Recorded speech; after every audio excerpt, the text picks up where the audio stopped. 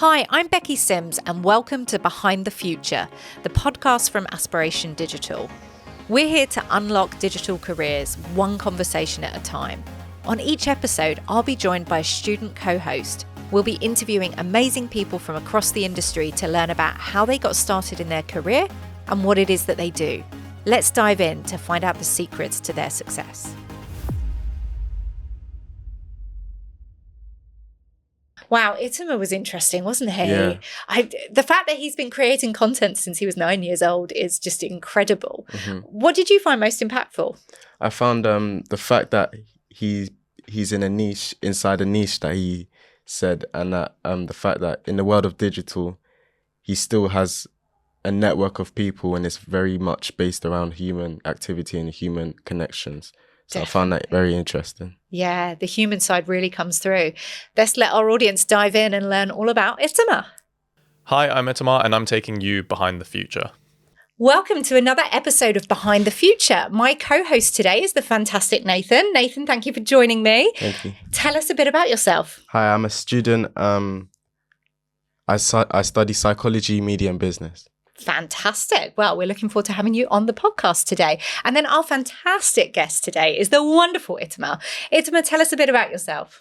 Yeah, so I'm Itamar. I'm the Senior SEO Director at Studio Hawk, which is an SEO agency. And for my entire professional career, I've just done SEO. So happy to be here today and talk to you guys. Fantastic. Well, over to you, Nathan, for the first question. Well, actually, what is an SEO? That's a good question. I think the way that I would describe it, and obviously this is coming from somebody who does SEO day in, day out. So obviously I appreciate that from an outsider's perspective. Some people might not really truly know, which I guess that's why it is a good question, right? So the way that I describe it, an SEO is somebody who essentially optimizes things on the internet. So when I say things, I mean, most people will think of websites. So businesses have a website. They have that website because they want people to find them. And usually when people are going to be making searches on search engines like Google, for example, they're going to be looking for things. And as an SEO, what the job is, you're a search engine optimizer, I guess, right? So you're essentially doing things within those website or those online entities and assets to get people to find them when they search. And I guess nowadays we're in quite an interesting time because it's not just traditional search engines people are using to find things. You've got all sorts of other tools at your disposal, all sorts of platforms, whether that's more traditional ones like social media and you have search capabilities within there, but also with AI and people are searching for things using AI tools as well. So the term SEO really, it's been around for 20 plus years at this point, and it sort of started from more traditional search engines, even before Google was a thing. But now we're sort of seeing things develop a lot. But I still think the term SEO is still relevant in terms of what it is that we do. Amazing. So how do you keep up with the changing trends and algorithms?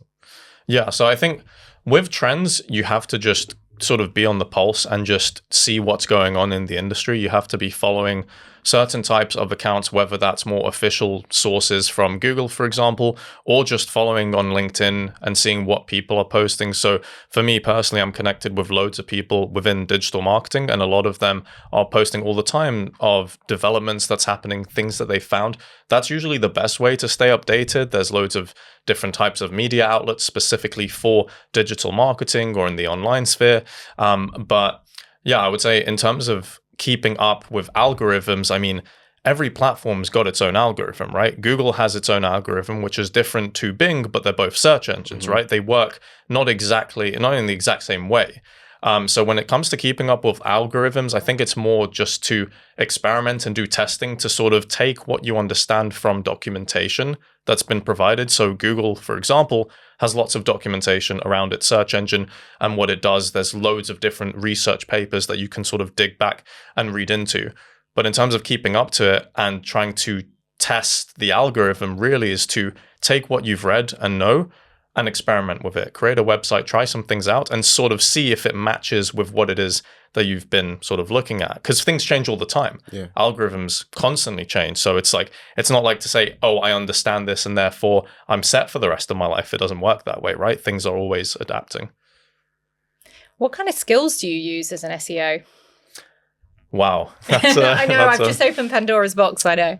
I think with SEO, in terms of, it's really interesting in terms of what skills you need, because I instinctively think soft skills instead of hard skills. I think to be a good SEO, I think you need soft skills that more align towards things like curiosity, creativity.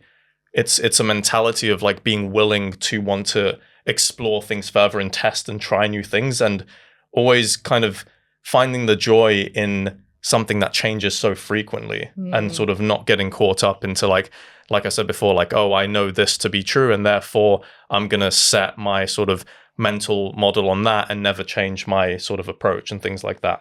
I think really the skills lend itself greater on the soft side to sort of have that willingness to be testing, experimenting, and because, you know, everything is changing in the digital world. Things change all the time. Yeah. And you know, we used to say that 5-10 years ago, but nowadays things are literally changing all the time. New types of software, things come out, platforms every single day, it seems like. And sort of you need to be able to have that curiosity to want to keep sort of digging every single day and learn something new. Definitely. And it's not even just the platforms changing, us humans are changing and how we do things because of other platforms coming to our disposal. So actually that's another interesting part of it, isn't it?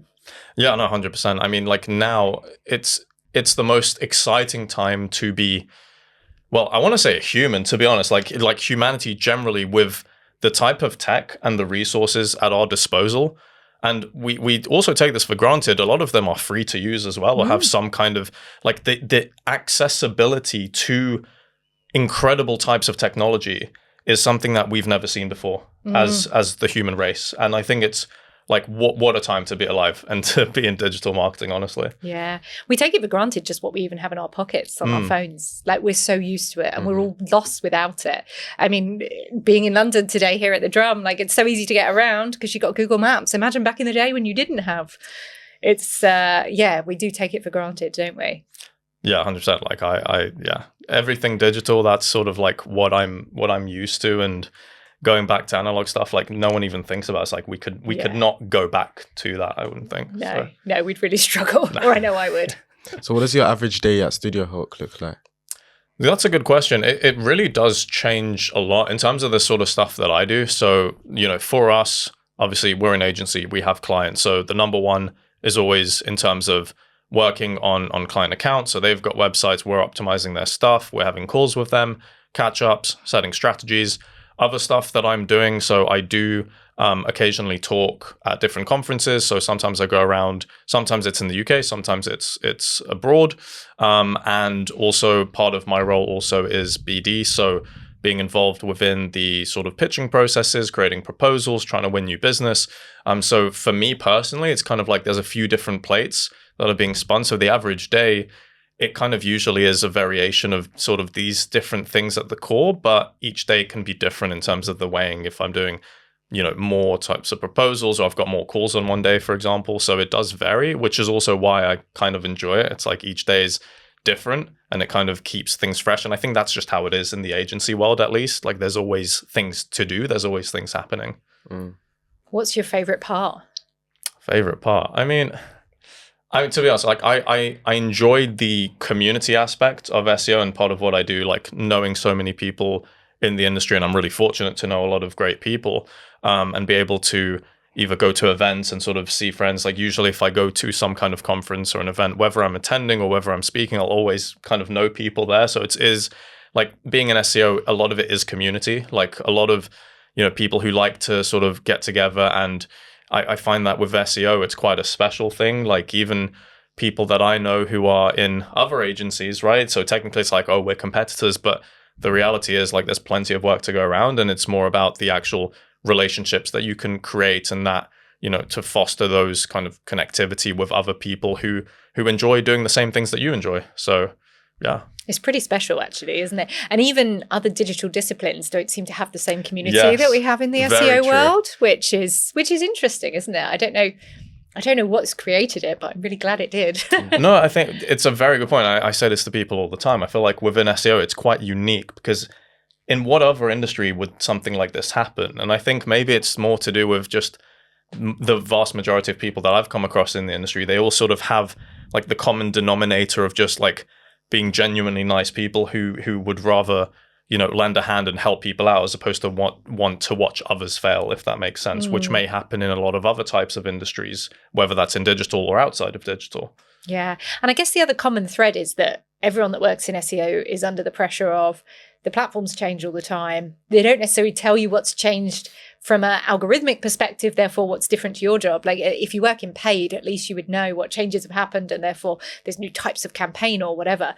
In SEO, it's a bit of a mystery, isn't it? That we're all working out together. And actually, the more we share and help and support each other, the better for everybody to be stronger and better at their jobs. So maybe that's part of it. No, I think that's a big part of it, because it's like, when you think of other things, like you say, paid is a great example, because certain new things come out, new sort of ways of doing things, and everyone's kind of following the same kind of guidelines to a T, because it's all sort of set. They can play around with it. Everyone knows what they're doing. With SEO, it's a lot of it is sort of mystery. It's like you're never going to know what's in the black box of the Google algorithm. So people are kind of asking each other like, hey, what has worked for you in this type of niche? And this is where discussions sort of happen. This is why SEO events happen. And there's loads of SEO events. And you think SEO is like one little thing. It's a niche within digital marketing, which in itself is a niche within marketing as a whole. So it's like we're this tiny sort of speck as part of the marketing sphere. But there's so many events, so many sort of meetups, masterminds. People love getting together to discuss because everyone sort of wants to. So it's like a massive puzzle. SEOs are puzzle problem solvers, right? So yeah, that connectivity part, I think, is where that stems from that mystery of, we want to work this out together. Definitely. And not just events, there's also podcasts. You run a podcast, don't you, on SEO? I do. Give it a plug. So I've got a podcast. It's called SEO Unplugged. And pretty much the concept is I bring in people I know from the industry. Sometimes they're people who are agency side or freelancers or work in in-house brands, pretty much just either picking their brain or getting an understanding of one particular topic that they really enjoy, and just to get sort of real world experiences from their perspective to help teach some people maybe something new. So usually I try and upload once a month, and yeah, it's not set up nearly as well as this, I will say. But it is fun. It's something I enjoy doing.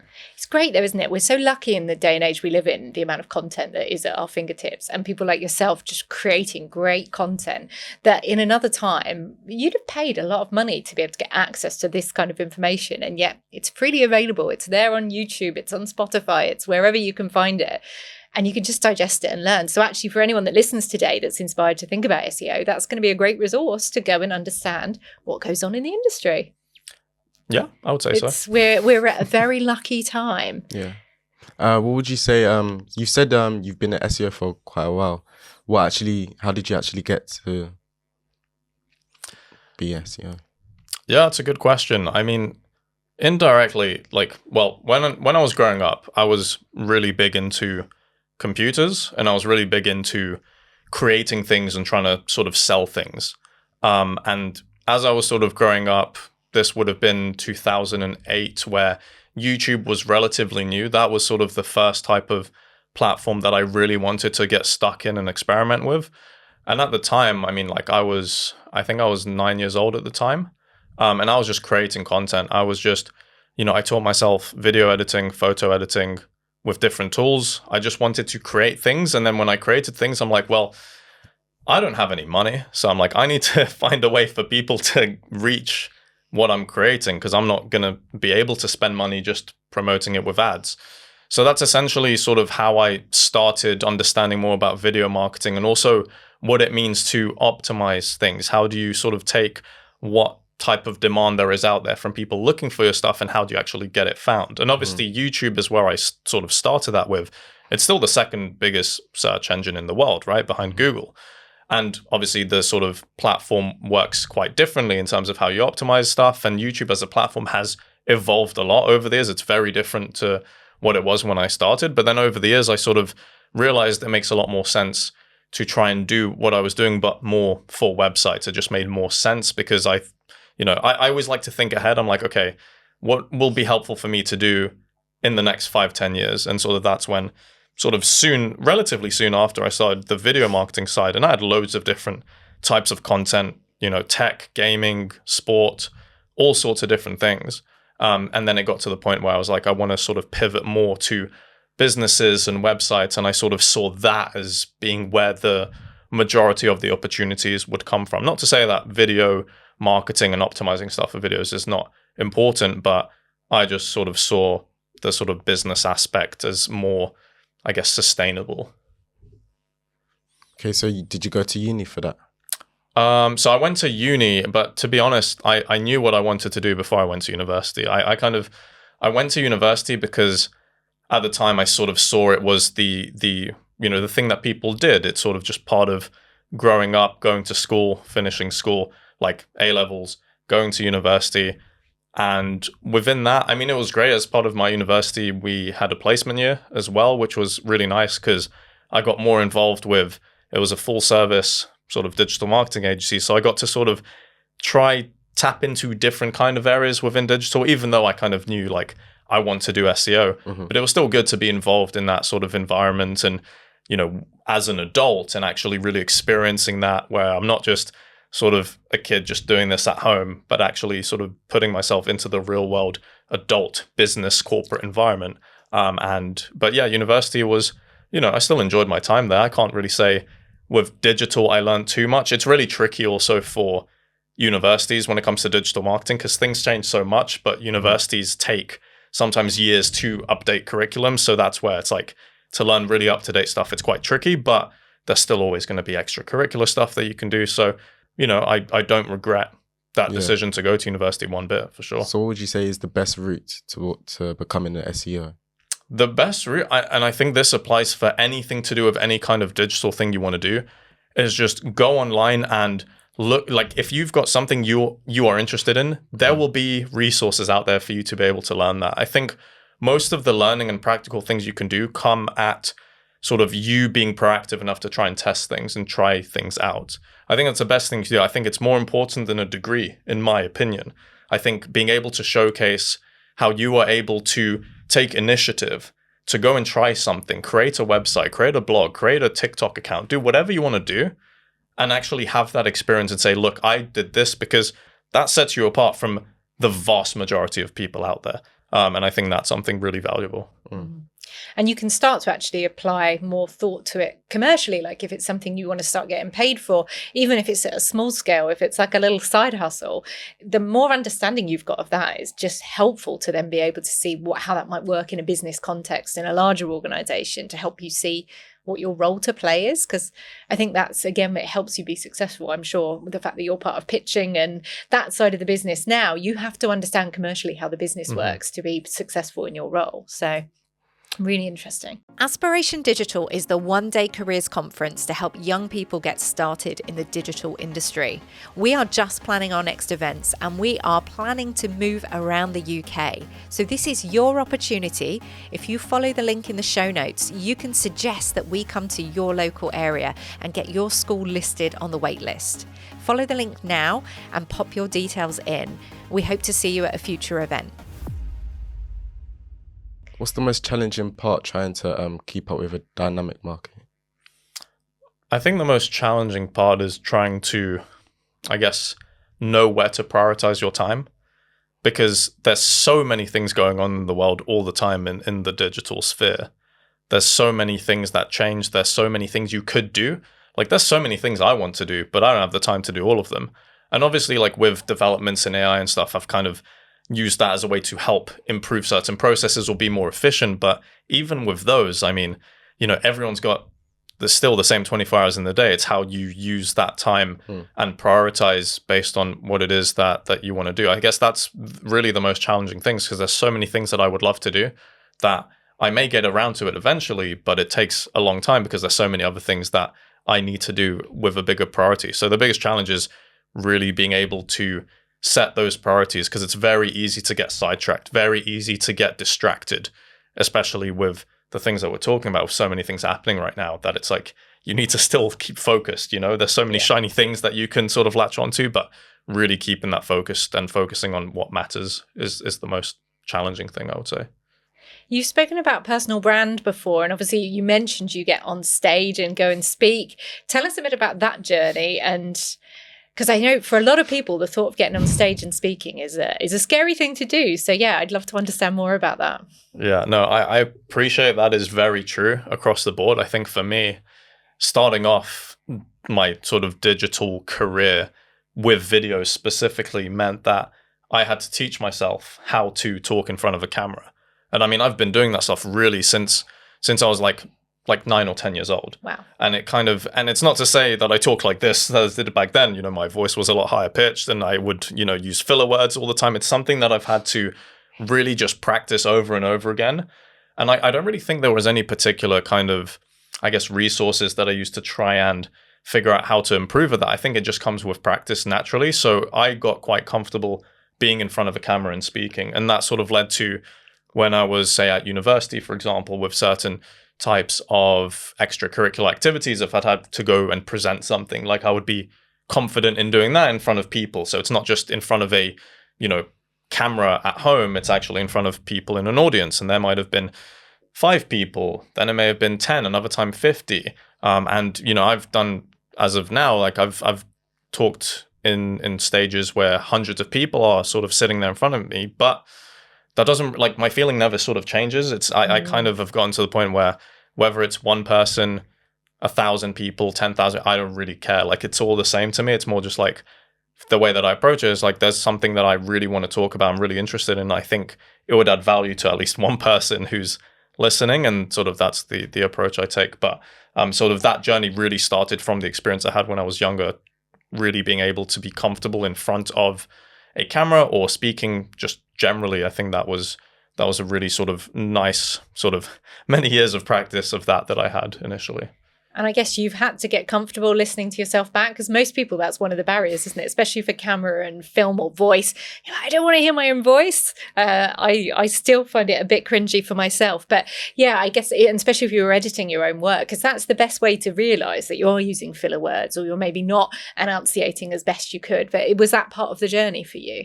Oh, 100%. I mean, like, I don't think anyone is born as being like a fantastic speaker. No. That's just, we're humans. Like, it's all about development. It's like you're not born and all of a sudden you're able to run, right? It's like, it's stages. So I think for me, that was pretty much what you're saying, is like having recordings and being able to listen back and be like, okay, did I get to the point? Was I using filler words? And of course I would sort of be doing, I used to do a lot more editing back in the day than I do now, because now I've sort of become used to how I articulate my thoughts and communicating in general. But when I was starting out, it was very difficult. I would be sort of clipping up clips all the time, removing the ums, the ers, all of that sort of stuff. But now it's become a lot easier for me over time, I would say. Definitely. And alongside that, you've done work around your personal brand. Am I right in thinking? Was that a focus for you? Yeah, that was a big focus, sort of growing up more towards, I guess, back end of like when I was going to university, where it's like I think it was Twitter. That was sort of like the first channel that I sort of used to really put myself out there with my name. So like, whereas before when I was younger, I would have, anonymous type of names for different channels and whatnot, or assets I'd create online, whether that's blogs, sites, videos, whatever it may be. But it got to the point where I was like, okay, I want to set a name for myself. I want people to know who I am as a person. And I've sort of had that set initially. I was like, I'm a digital marketer. I want to be known as that. When I sort of started pivoting specifically to SEO, I wanted to be known for that. So Twitter at the time was the channel that I used primarily for that. And a lot of that involved kind of going into different communities. And like a good example would be SEMrush. So SEMrush is a digital marketing tool, and they used to have these SEMrush chats every Wednesday, where they would have some expert who would sort of talk about a topic. There would be questions that were asked, and I would always engage with them. I would always be answering questions, replying to people, and I used that as initially a way to get my name out there, because when you do that consistently over time, people can sort of expect it. You're sort of top of mind. They're like, I recognize this profile picture. I recognize this name. And over time, that was sort of like the first springboard I had into getting my name out there more. And sort of how that developed was then I was sort of reaching out to people who were very well known in the industry and sort of having discussions with them and tapping into their circles. And for me, that was really a pivotal moment, because a lot of conversations I've had have helped me save maybe 4 or 5 years of mistakes had I not spoken to these people and learnt about what mistakes they've made in their career paths and their journeys. So I would say it all really stemmed from trying to be proactive on social media and really put myself into these conversations. I wasn't creating that much content when I started, but it was more just engaging, get the name out. And then when people sort of can know that you know what you're talking about, then you can create more and sort of be more known as a thought leader and all that sort of stuff. So it was sort of a journey, but there were loads of sort of pivotal moments within that really helped to springboard to the next kind of step. And it helped me save a lot of time of trial and error had I sort of not done some of those things. Love that. Love that. I was actually going to ask, how is AI incorporated into your role as an SEO? That's a good question. I mean, as of when we're recording this, I think AI is a productivity tool more than it is an SEO tool, if that makes sense. I think the way that I try to use AI is particular types of workflows where I know I can save time and I know that I'm able to prompt and be able to sort of generate instructions that won't be likely to be incorrect as just a way for me to save 5 minutes here, 20 minutes here. That's sort of how I'm using it at the moment. But obviously, because AI is getting smarter, LLMs getting smarter, you've got RAGs, you've got all of these different technologies that are becoming more and more advanced pretty much every day, then that's something that we'll see into the future, really how that may change particular types of functions of what I do day to day. But at this moment in time, it's more for the productivity aspect of just being a bit more efficient and saving myself time if I can. Mm. And you said you was making content. What type of content was you making at the start? At the start for the YouTube stuff in the beginning? Oh, that was all sorts. That was like sport, tech, gaming, music, literally anything. I was under the impression that it's just like, I just want to try a bunch of different things and see what works well. And then from everything that you do, even if it bombs and it does terribly, you still learn stuff. So for me, it wasn't so much about, I want to be famous, because that was never the intention. The intention was, I'm really interested in creating things and getting people to find things. And I'm just going to try and do that in different verticals or things that I'm interested in, and then seeing how they do. Some of them did really well. I've had like certain channels that have had millions of views, tons of subscribers back in the day when it was quite difficult to get lots of subscribers on YouTube, right? And then just sort of seeing how that developed. And over time, I sort of, again, had to prioritize. So I'm like, okay, well, I can't do this forever because that's not really what I want to do. Mm-hmm. But it was a great way to sort of practice and try new things. Love that. Love that. If thinking back across your career, is there a day or a time period that stands out as this was the best of times? Like, and what was it about that time that really, was it the results you were generating? Was it what you were learning? What stands out? That's a really good question. I think that because there really has been just so many moments where I felt just really fortunate to have had those moments. I think things that I can remember more vividly was things just speaking with people in the industry, like having actual one-to-one calls with them to really sort of pick their brains and learn some stuff. So look, a great example I can think of is when I spoke to a friend in the industry, and at the time, it was more when I was trying to go deeper into the personal branding stuff. So I'd started with Twitter. The next sort of step really for me would have been to create a website with my name and own that. And I was speaking to this friend, and they were asking me, "Oh, so like, do you own itamarblauer.com as a domain?" And I was like, "Oh, no, I don't. I should probably do that." And they were like, "Too late. I've already got it." So they basically bought my domain name, and they sort of, that was like one thing I always remember, because that was really like the wake up call in terms of like owning your digital assets. And they could have, been real mean about it and tried to sell it back to me for a lot of money, right, and stuff. But thankfully, they sort of transferred after the initial sort of grace period where you have to wait like 60 days or so. So that to me is sort of like a lesson, something that sticks out that I'll always remember. It's just like the importance of digital assets and owning your digital assets. So whether that's a username across social media platforms, whether that's your email, your domain name, that's something that really sticks out, which was a great lesson in the grand scheme of things. So definitely. Is that now live and kicking as a website? Oh, 100%. Yeah. That's it's been a long time. That's been up for a while. Yeah. Love that. What's the most exciting talk you feel like you've delivered on stage? What's the one where you go, that was the moment? That's a good question. I mean, With talks, I don't do the same talk twice. Okay, cool. And that's mainly because I don't want to hear myself say the same thing twice. So in terms of, I mean, they're all great. Like I don't think it matters even some where there was a few dozen people, some where there were hundreds. Like I don't know. I like talking about things that I enjoy, things that I think are valuable.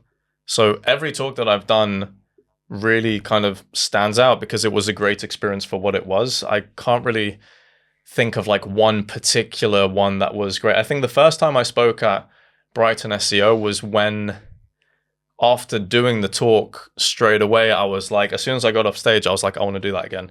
Like right now, I want to go up again and just do another talk, whatever. And that was the one, funnily enough, where Becky, we spoke about sort of the talk and structure. So I guess that was, the talk where as soon as that was over, I wanted to do more and more and sort of branch out. Yeah, got the bug. It is addictive though, isn't it? If you enjoy it. I think I always say to people when it's their first big talk, I'm like, this will be the start of a pathway or the end of a pathway. It'll either be, okay, I've done it and I can tick it, it's off the bucket list, or what's next? And what's next dangerous? Then you're off pitching, and because it's not easy to get to talk on stages, is it? You've got to have something to say. Oh, 100%. And I think this is also where, for me, it's always a bit more challenging because I don't redo my deck. So it's always like having to come up with something new that fits in with the sort of agenda that they have on the day. And also in terms of taking the time to create a new deck as well. So that, it's not easy for sure. And sometimes you need to have an in. Sometimes like you need to know like people. And this is where the networking part is so important. And personal branding sort of fits in with that because, without that, I probably wouldn't have had nearly as many opportunities as I have done so far in my career if I sort of didn't put myself into and try and get into those circles and really network heavily with the community. Yeah. And I guess knowing SEO as I do, there's different strands to SEO, aren't there? We've got more creative people in SEO, but also more technical people. I wonder if you can unpack that a little bit and where you think you fit. Where's your skill set lie?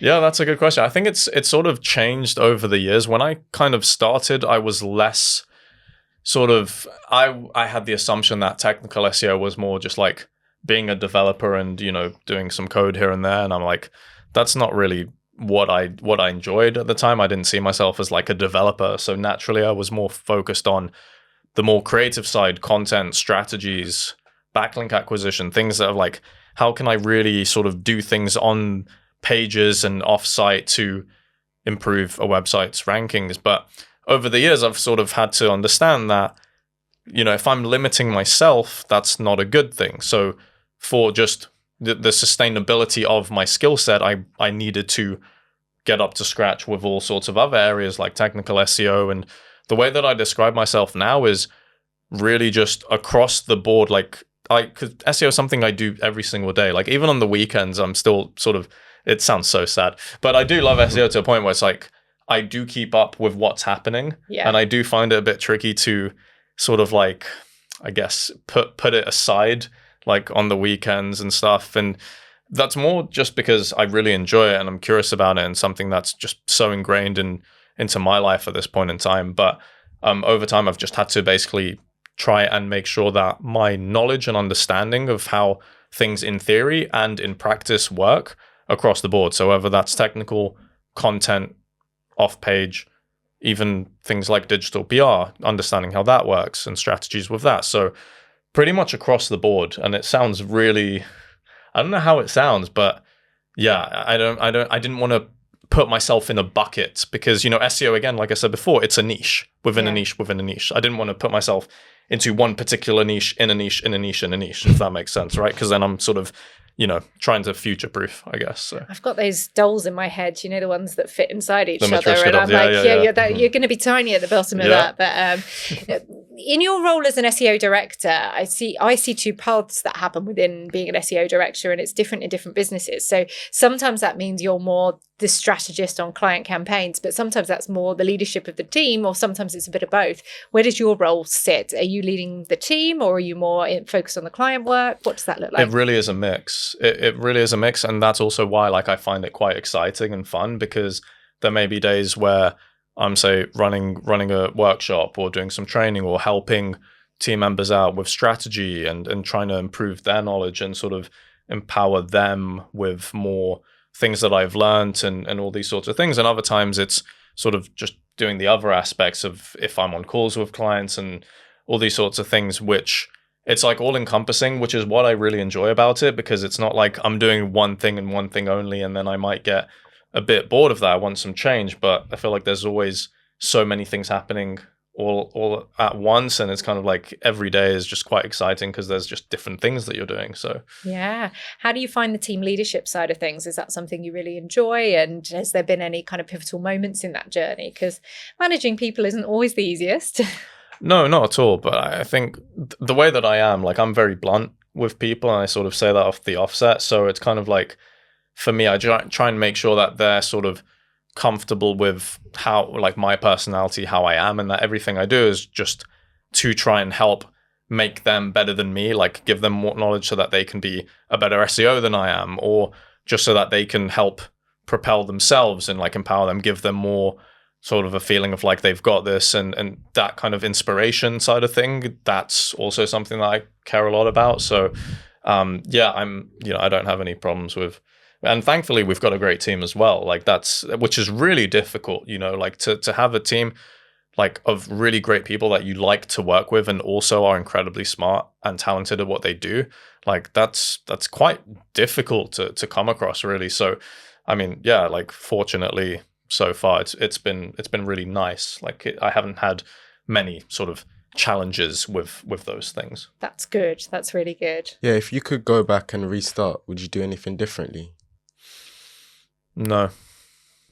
Because I think even days that weren't great, or times where like you've had to learn something because you messed up or whatever it is, that's still really valuable to sort of have. Like something that I always try and sort of say to myself is like, I don't regret anything I've done, because I would have probably come out differently, and I wouldn't want that. Like I really enjoy, like, I'm really thankful for like where I'm at, who I am as a person. So I really don't regret, any decision, whether that's good or bad, that I've had. How do you find managing the client side of things? Because I guess that's a big part in agency world. And we know clients can have different expectations. And yeah, how's that journey been? And any kind of advice on what kind of skills you think you need to be able to handle clients? Yeah, it's a really good question, because nowadays, of the time that we're recording this, the economy is not in a fantastic place, and businesses are very hesitant in terms of spend and all sorts of things. And, you might have incredible results for clients, but sometimes that's still not enough. So in terms of the skills really of like the managing clients aspect, you need to be empathetic, and you need to be able to sort of listen and sort of relay back things that they tell you, so that they understand that you kind of read the situation as sort of they present it. But something else you really need is you really need to back yourself in. And, they hire you because you're an expert. So it's like, I can give you the recommendations. You don't have to follow them. That's on you, right? But at the end of the day, you need to believe in yourself enough to be able to say, look, my professional opinion is this is the best thing that we can do right now.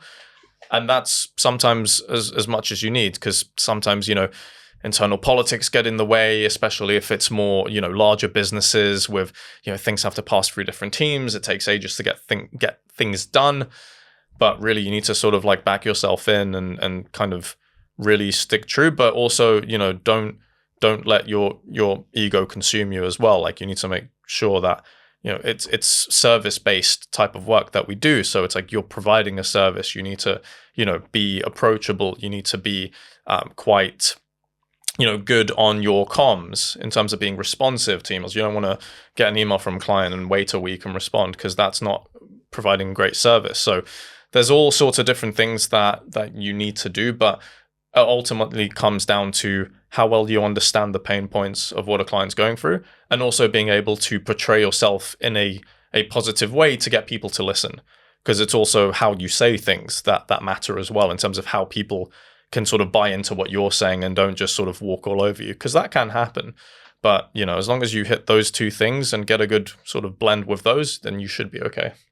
And I guess it's interesting with SEO. I've seen it before where sometimes the recommendations aren't things that you can put in place. You need the client to do things. They might need to get another team. It might be that we had it once with a client where there was massive tech changes needed to their website. So we needed to get buy-in, but also there's always that risk of how much do you promise the impact's going to be? Because we don't really know. Like we can estimate and we can forecast, but it's a tricky one. How have you found that side of kind of trying to persuade and get them to buy into what you're saying when it means they've got a lot to do and therefore you're creating them more work?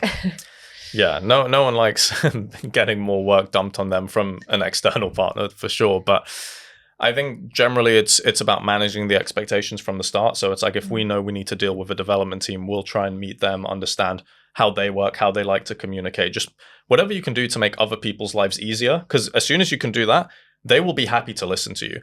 Like the last thing you want is to be able to tell somebody who you've never even met before, do a bunch of these things for me because they're important, and you don't have the context as to other things that they've got going on in their roles. Because, we're not the most important people, and I think we can't assume that we are. So it's kind of having to sort of meet them, get the introductions out the way, and build the rapport. So we've got some clients with dev teams that, thank goodness they are super responsive, but also it's because like we've been able to help them out, help with the education side, and really just be good people. Like people like working with people who are nice to work with. So as long as you can portray that, at least you've put yourself in a much stronger position to get things done. But obviously, if there are loads of things to do, then you have to just figure out a way to be able to say, look, this is the impact versus the effort that's required. And you do really need to prioritize in terms of tickets you create and what have you. It's interesting. We're talking about SEO, which is all about optimizing from a technical perspective, but actually so much of your job is about human optimization. It's all relationships. 100%. I think that's the same with anything in life, right? If opportunities, I think, stem from the people that you know. That's why, when people say like your network is your net worth, I think that's really important, and it's really true because it's ultimately down to how you are able to engage with other people and bring them to your side, be friendly with them and really enjoy working together so that you're able to get things done, implemented if it's on the client side, to get opportunities and hang out with people who are within your industry and what have you. So absolutely, like being able to work together with people is super important. I love that. Love that. Just a quick note from me. We'd love you to hit the subscribe button. This helps us more than you might realise when it comes to growing this podcast, ensuring we can bring you the best guests possible. Thank you. Back to the episode. Any other questions, Nathan? Things that you want to know? Does SEO sound interesting to you? Yeah, it's like it's actually very useful because I know when it comes to things like YouTube and algorithms, things like algorithms are very important when it comes to trying to get your content out to the consumers. So yeah. What kind of day-to-day action? So I suppose, because again, this probably still sounds like a bit of a mystery to, like you explained it beautifully earlier and I get it, but I'm thinking actually, if I've never done SEO before and it's the first time I've heard about it, what kind of day-to-day work would, especially someone junior starting in SEO, what are they doing? What actions are they taking? Yeah, that's a really good question. I think a lot of the practicalities of SEO first come from the theory of understanding.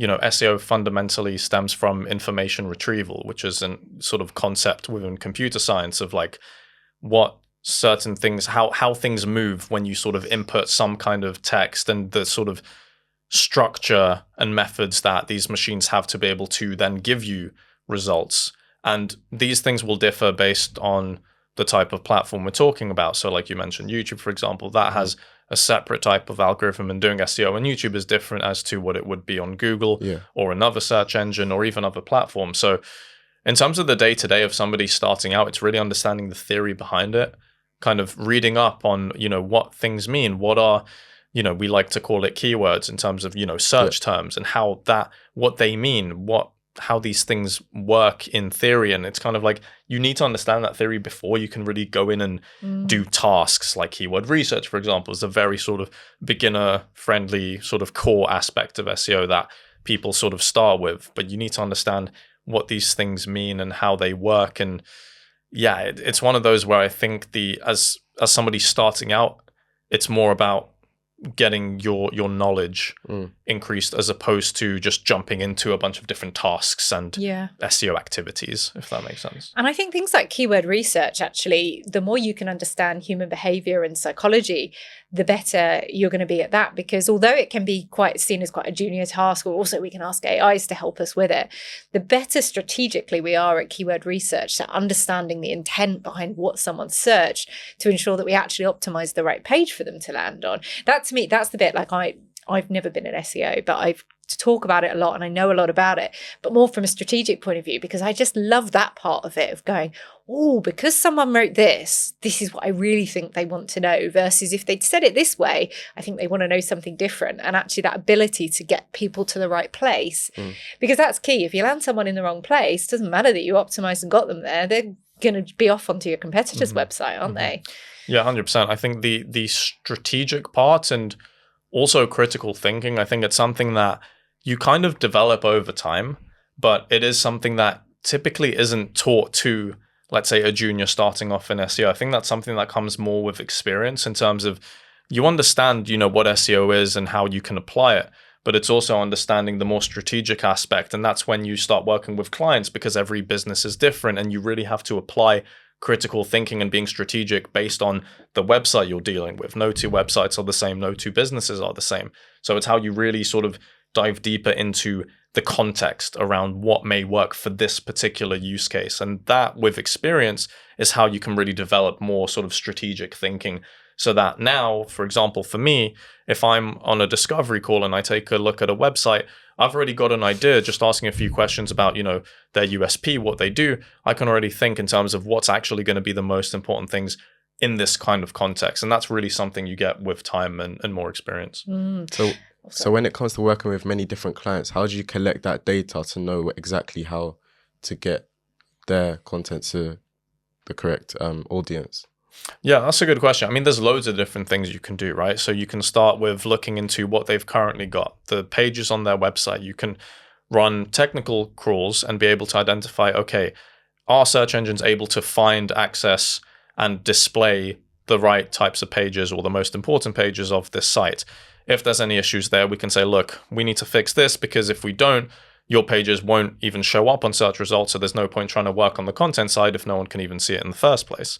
So you can kind of do certain checks initially to identify what's going on with the site at the moment. You can also look into the industry that they're operating in. Who are their competitors? What are they doing? What's their relative performance within particular sectors of the most important things that this business is trying to do? If they're B2C, what are the most important types of products or categories that they're trying to sell within? If it's B2B, professional services, what are those important service areas that you can then sort of benchmark against their competitors to get an idea of where they currently sit? So it's a whole mix of stuff, but yeah, it's one of those where you can kind of set up those processes over time to sort of know, I'm dealing with this website. And once you get a few bits of information from the prospect on a discovery call, for example, then you can kind of go in and do some digging and really be able to get a strategy that's more tailored to them, even without doing so many different like SEO activities, even without jumping into the website and having access. You can already sort of set a framework of like, these are the most important things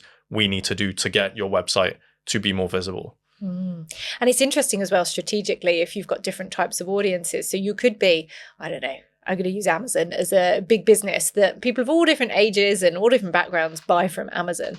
But actually the way Nathan might search and the way I might search would be different. But also then if you're helping clients internationally, actually understanding, you might say, well, I'm working with this client in the UK and the US, but actually the nuance and the difference culturally, again, of how people search, even if it's the same language, it's where I get excited, because you start unpacking all these different things about human behavior that you can apply to SEO and make sure that actually you're building a strategy for success.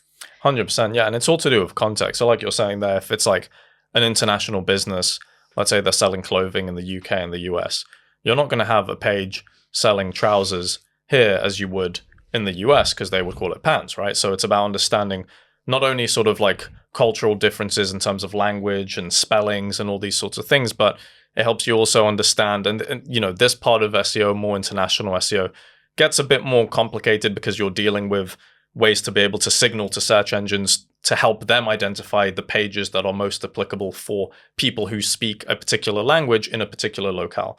So that's something where it gets a bit more complex. But again, with time, it's something that it's great because you can really dive in and understand more about a business and how they work. And for example, in the work that I've done, the amount of websites and businesses that I've worked with or come across, I know so many random things about so many industries now, which is great that I would never have known, but it's kind of, you get it through just being an SEO. And I think part of that is really incredible. Just so many, like, put me into any sort of pub quiz, I may have a chance of being able to do right in some random questions and things like that. So it is so true, isn't it? You pick up the most random things that you're like, I just never knew I'd know about this, and you end up knowing about it quite intimately because you're like, I've had to write content on it, and it's really interesting.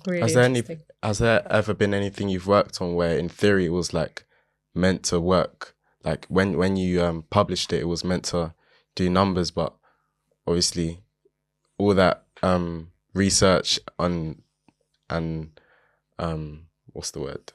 All that research and strategy, and it hasn't worked. Yeah, and it hasn't worked. Yeah. Yeah, that's happened. Not a lot, and I'm not saying that as a brag, but like there has been one particular instance where that has happened, where we've done the right research, we've had the right strategy in place, we've executed it correctly. This was on a site that initially had loads of technical problems, which we did fix, and we did see an impact from that. But then it was more on the content front where things just weren't moving, and we really just weren't sure why. And then when you come across that, and for me, it was quite a rare occurrence, but sometimes you can sort of you can only do so much until you're just like, say to the client, look, we've tried this and it just isn't working. I think part of being an SEO is you have to be honest with people. You can't just, take people's money to do stuff if you yourself sort of being in there and doing the work and tracking the performance if you see that it's not working too well. So that was a time where we said, look, this isn't working. You're probably better off, investing in paid if you just want to get that traffic in there, because for whatever reason, certain pages either aren't being indexed or they're just not moving at all. So, it's a rarity, but when that does happen, you do have to be honest. And I think that's part of being the job. It's not always going to be 100% great, incredible success, incredible growth. It's not what happens. Growth isn't linear. A lot of businesses like to think of growth as very linear. Let's say a business has done, 200% increase in sales 1 year. They'll now say, okay, next year we're going to do that again, 200% increase. It's not linear. Like, these things don't work that way in practice as they do in theory sometimes. And it's just part of, that's just sometimes how it is. I can't really explain it even to this day. I don't really understand why that particular case went wrong, but we had to say this is what's happened and move on. Yeah. You also, I guess, when you're doing your research, you can look at what competitors have done historically, but you don't know what the competitor's currently doing or about to do.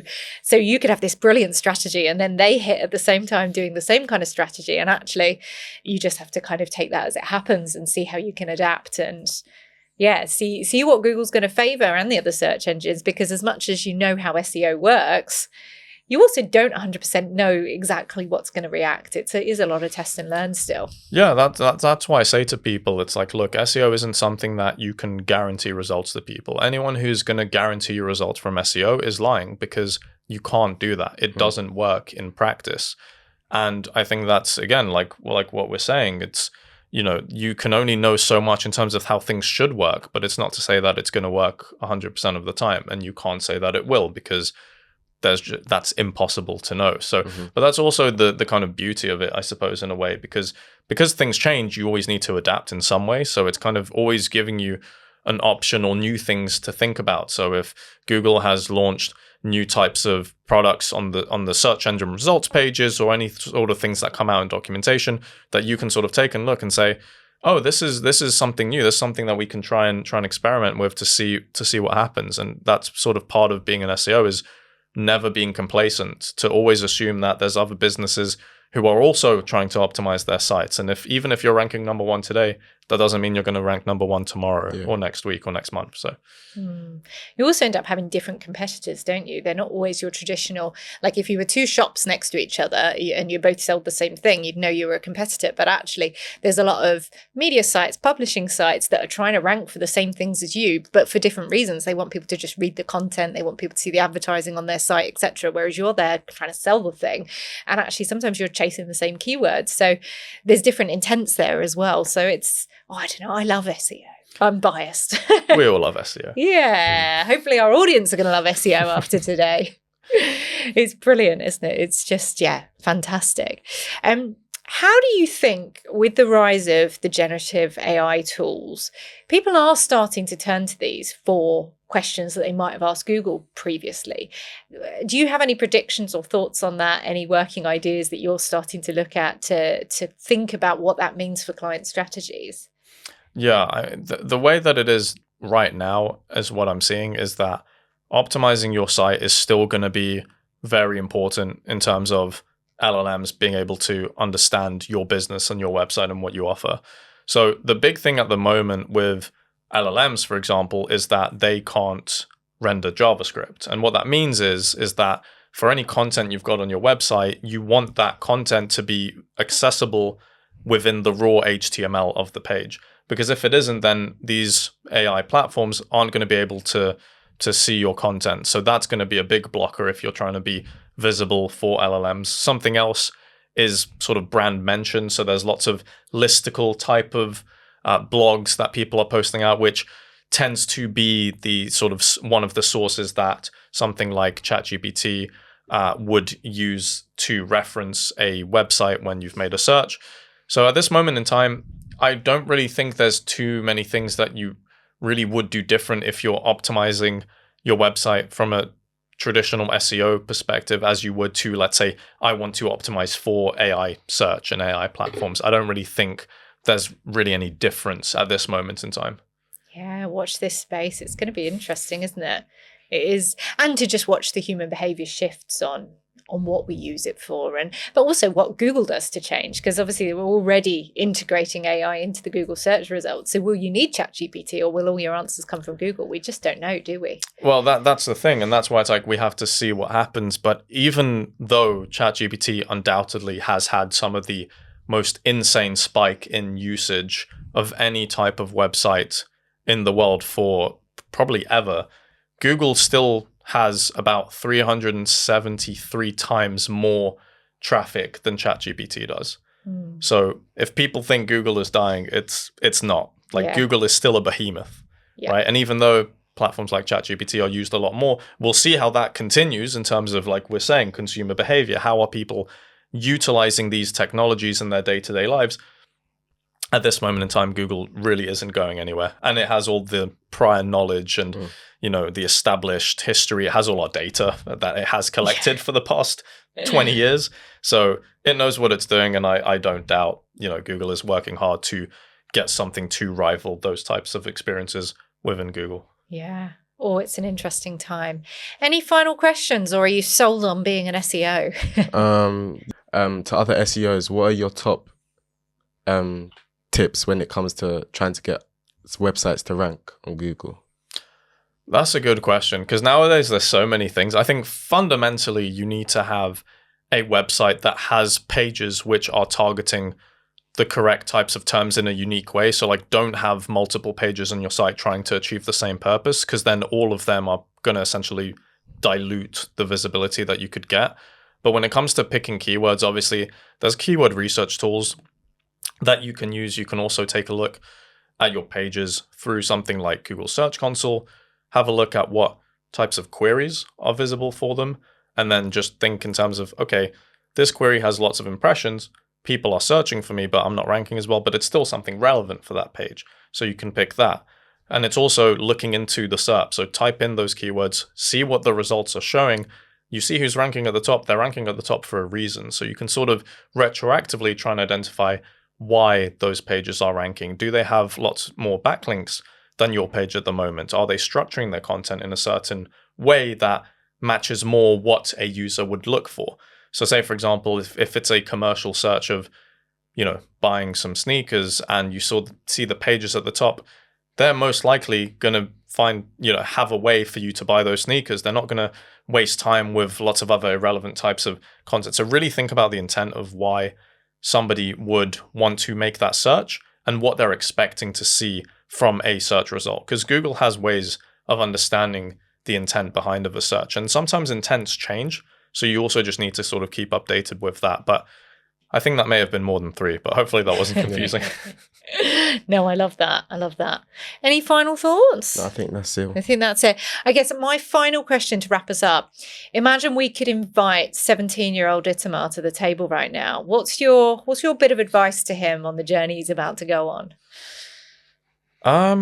That's a good question. I think just stay curious. I think that's the main thing. I would say, look, especially nowadays, things are changing a lot more frequently now than when I was starting out. And you really do have to just keep a pulse on what's happening and read as much as you can, experiment as much as you can, because it's such an exciting time now for anyone working in digital. And yeah, you really do need to have that sort of drive and the mentality to really want to find out things and experiment and do well. That's how you end up doing well. You just have to go get it.